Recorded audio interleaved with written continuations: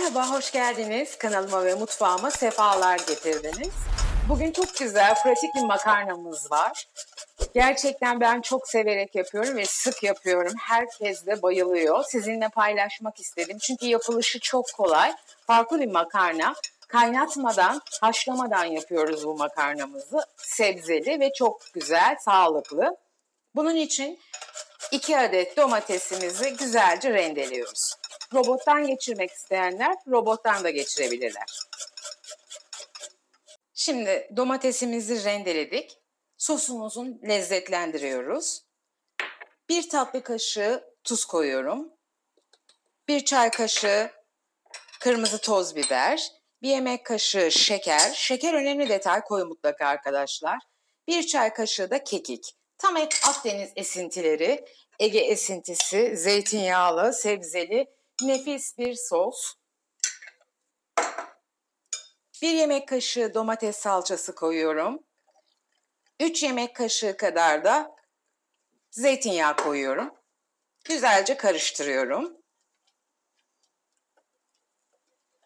Şimdi 1 su bardağı kadar sadece içme suyu koyacağım. Makarnamız sadece bu sosla yumuşayıp haşlanacak. Nefis bir sos oldu. Leziz. Kenarda dursun, beklesin. Daha da lezzetlensin. Bütün içine koyduğumuz her şey özdeşleşsin. Biz de bu arada diğer şeylerimizi hazırlayalım. Fırına dayanıklı borcamıma böyle gördüğünüz gibi midye makarnalardan, gnocchi denen makarnalardan paketin 4'te 3'ünü koydum. Bir kısmını ayırdım çünkü bu makarnalar kabaracak biliyorsunuz. Kabardığı zaman taşmasın, sıkıntı yaratmasın. Daha geniş bir kapta yaparsanız sorun yok tabii ki. Şimdi bunu kenara alalım, hazırlığa başlayalım. Harika sebzeli bir makarna olacak. Bunun için 1 adet kabağım var. Kabağımı güzelce yıkadım ve ortadan bölüyorum. Yarım ay şeklinde doğruyorum. Kabak çok güzel oluyor. Makarnaya harika bir eşlikçi oluyor. Denemenizi tavsiye ediyorum.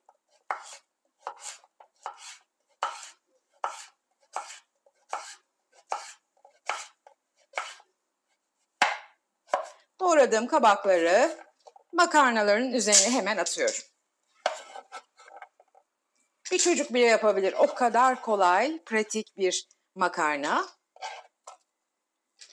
Şimdi 1 adet de mor soğanım var. Mor soğanlarımı da halka halka doğruyorum.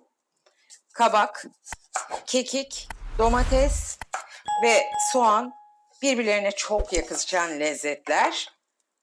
Soğanlarımın halkalarını açıyorum.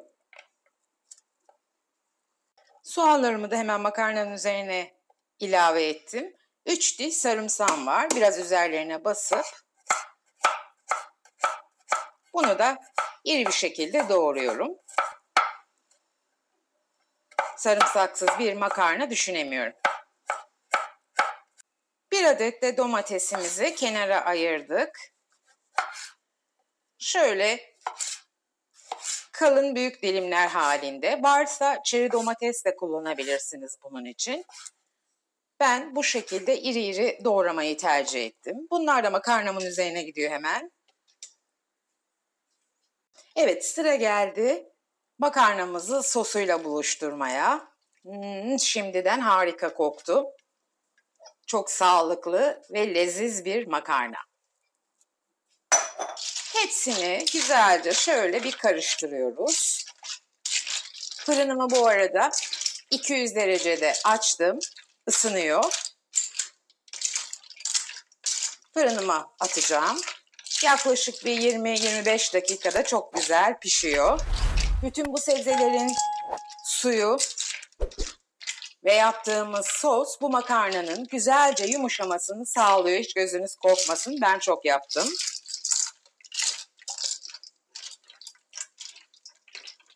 Evet, makarnamız fırına gitmeye hazır. Dediğim gibi 200 derecede fanlı olarak önceden ısıttım. Bir 20-25 dakika kontrollü bir şekilde pişireceğim. Sonra çıkaracağım. 1-2 ilavemiz var ve tamamlayacağız. Evet, makarnam fırından çıktı. 200 derece önceden ısıttığım fanlı fırında alt gözünde üzerinde yağlı kağıtla 20 dakika 25 dakika çok güzel pişti. Gördüğünüz gibi gayet nemli. Biraz ılısın, hemen servis edeceğim size. Şöyle görmenizi istediğim için karıştırıyorum. Çünkü içinizde pişip pişmediğine dair hiç ukde kalmasın. Evet, makarnam harikulade görünüyor. Şöyle hemen üzerine birkaç damla zeytinyağı koyacağım. Tam İtalyan makarna gibi. Çünkü zeytinyağı piştikten sonra biraz damlatırsanız meyvemsi bir tat veriyor, parlaklık katıyor, daha hoş bir lezzete ulaşıyor. Şimdi hemen üzerine de rendelemiş olduğum kaşar peynirimden koyuyorum ve makarnam yenmeye hazır. Gerçekten muhteşem oldu. Makarnamdan hemen sizin için tadına bakmak istiyorum. Şöyle iyice yakından da göstermek istiyorum. Sonradan o makarna pişmedi gibi hiçbir şey yorum gelmesin arkadaşlar. Muhteşem. Tadına doyamadım, inanın. Çok çok lezzetli olmuş. Bir ikinci lokmayı da alacağım. Çok sıcak ama. İnanılmaz güzel olmuş arkadaşlar. Sabırsızlanıyorum yemek için. Yapıp denemelisiniz. Benim söylediğim değil, sizin kararınız önemli olan.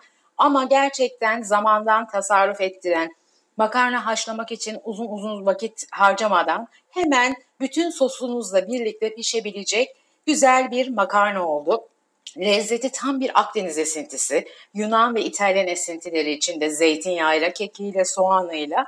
Umarım bu makarnayı denersiniz. Çünkü gerçekten size samimi söylüyorum. Yalnızca İtalya'nın, Yunanistan'ın, Fransa'nın lüks restoranlarında yiyebileceğiniz elegan bir makarna oldu. Çok sağlıklı. Umarım beğenmişsinizdir ve denersiniz. Deneyecek olanlara şimdiden afiyet şifa olsun diyorum. Eğer ki bu videoda ilk defa karşılaştıysak, ilk defa beni izliyorsanız kanalıma abone olmayı ve bildirim zilini açmayı lütfen unutmayın. Bildirim zilini açtığınız zaman paylaştığımız her video hemen size bildirilir ve hiçbir şekilde kaybetmemiş videomuzu kaçırmamış olursunuz. Aynı zamanda da tariflerimi beğeniyorsanız eğer bana muazzam destek olmuş olursunuz. Size çok teşekkür ediyorum. Beni izlediğiniz için bu dakikaya kadar ve destekleriniz, güzel yorumlarınız, beğenileriniz için çok çok teşekkür ediyorum. Kendinize iyi bakın. Sevgiyle kalın. Videomu beğenmeyi unutmayın. Bir sonraki güzel tarifte görüşmek üzere. Hoşça kalın. Sevgiyle kalın.